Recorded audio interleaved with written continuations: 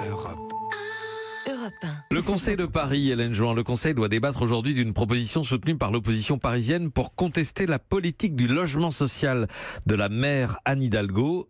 Et c'est le coup d'envoi, dites-vous, de la bataille de Paris. Alors que ceux qui ne sont pas candidats à la mairie de Paris lèvent le doigt dans ce studio. Personne. Ah ben non, franchement, vous avez tort. Parce qu'il est furieusement tendance en ce moment de juger qu'Anne Hidalgo est hors jeu à 2 ans avant les municipales. Et puis de s'imaginer surtout qu'on est le mieux placé pour prendre sa place. Je pourrais égrener une litanie de noms. Pas sûr que même nos auditeurs parisiens soient capables de les situer. Mais pour cela, c'est justement la condition du succès. Ils appellent ça le syndrome Delanoë. Bertrand Delanoë, chef de l'opposition municipale, peu connu mais qui bossait sur ces dossiers parisiens. Il vainquit Philippe Séguin en 2001. Et Jack Lang lors de primaire. Mais on a déjà une idée du scénario de 2020 ? On a une certitude, Anne Hidalgo sera candidate, mais soutenue par qui ? Elle est dans une passe difficile, elle essuie depuis l'automne dernier une série de tempêtes juridiques, politiques, médiatiques qui ont fragilisé sa majorité et son image. On la voit sectaire et brutale, concède un de ses adjoints. On a 1 an, dit-il, pour que ça devienne détermination et force de caractère.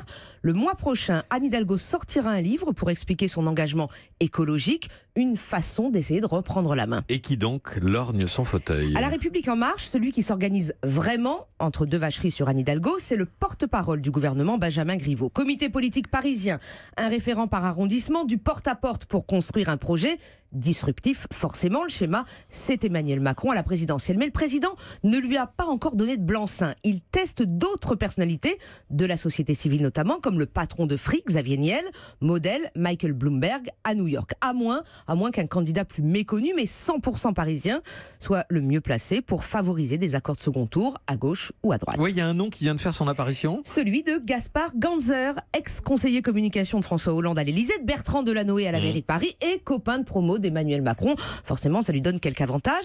Alors, depuis des semaines, son fil Twitter regorge de photos ou de commentaires sur les nids de poules, la propreté, le logement, la sécurité à Paris. Il se défend d'être candidat, déjà candidat. Il parle projet à construire avec les Parisiens, des Parisiens qui veulent un maire pour améliorer leur vie quotidienne, dit-il, basta, mais pour qui la ville ne sera ni un trophée ni un tremplin.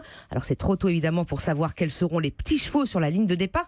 Ce qui est certain, c'est qu'est en train de se dessiner un front anti-Anne Hidalgo, qui n'est pas de nature à rassurer la maire sortante et que le président fera tout pour avoir le plus beau des trophées, lui, en 2020. Hélène Jouan. Axel ? Oui, Hélène, on sait ce que disent les sondages si l'élection avait demain, par exemple. Tout le monde les regarde avec attention et tout le monde a l'air d'être réjoui par ces sondages. Ce qui est sûr, c'est que pour l'instant, c'est quand même La République En Marche qui avait d'abord porté Emmanuel Macron très haut lors de la présidentielle, qui est donné favori. Mais Anne Hidalgo et le camp d'Anne Hidalgo rappellent que l'élection à la mairie de Paris, c'est en fait une élection par arrondissement. Oui. Donc tout va effectivement dépendre des coalitions et des accords de second tour. Il y a de la cuisine à Paris. C'est un système aussi invraisemblable et aussi injuste que celui des États-Unis, qui a donné la victoire à Trump, à peu près celui de la mairie de Paris. À Paris, à Marseille et à Lyon. On peut gagner la ville de Paris, la mairie de Paris en étant minoritaire. C'était Séguin qui était majoritaire en voix en 2001 et qui avait perdu la mairie face à Bertrand Delanoë. Un petit mot de Vincent. Moi, je suis très content qu'elle écrive un livre, Anne Hidalgo. Je le lirai dans les embouteillages au volant. Europe 1.